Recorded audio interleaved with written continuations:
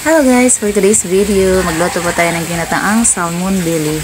This is my first time guys na magluto ng ganitong recipe. O diba, tinatry ko lang to pero ang sarap ng kanyang resulta.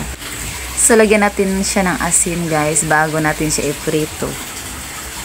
Ayan, nagpainit na ako ng kawali. Lagyan natin ng konting mantika para sa pagprito ng isda. So yan na nga guys, nag-start na ako ng magprito.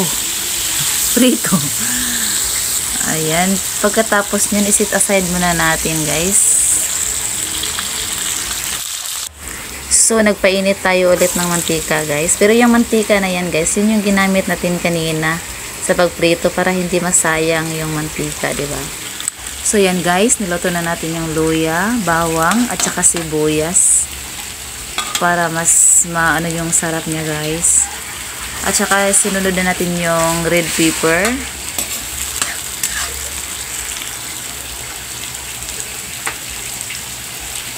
Next is yung green bell pepper guys. Para maging makulay naman yung resulta ng ating niluto.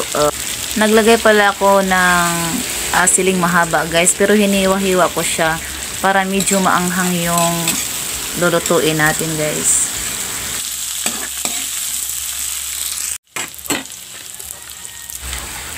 Next is lagyan natin ng kunting asin.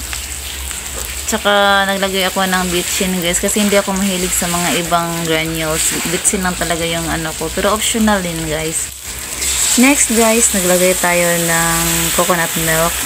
Pero yung sakan lang yung ginamit ko guys kasi yun lang yung available. So guys, sa mga hindi pa nakatry nito, subukan nyo na guys at panigurado hindi kayo magsisisi sa resulta nito guys kasi ang sarap talaga niya guys. Magugustuhan nyo talaga to. So yun guys, nag-add ako ng konting tubig para naman medyo may sabaw-sabaw din siya at hindi siya masyadong oily yung ano niya.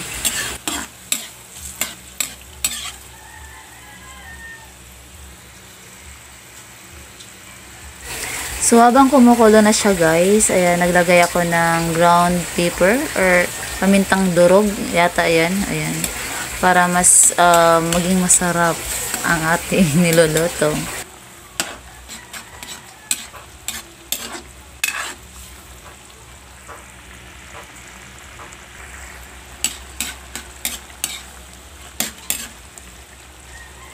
So yun na nga, kumukulo na siya guys at paniguradong luto na talaga yung gata niya guys. Saka natin ilagay yung pinipirito nating salmon belly guys. O diba? Tsaka i-mix lang natin siya para ma-absorb niya yung timpla. Okay guys, sa time na yan, luto na po ang ating ginataang salmon belly. Ayan, maraming salamat po sa panonood guys. Ready to serve na po yan. Bye everyone!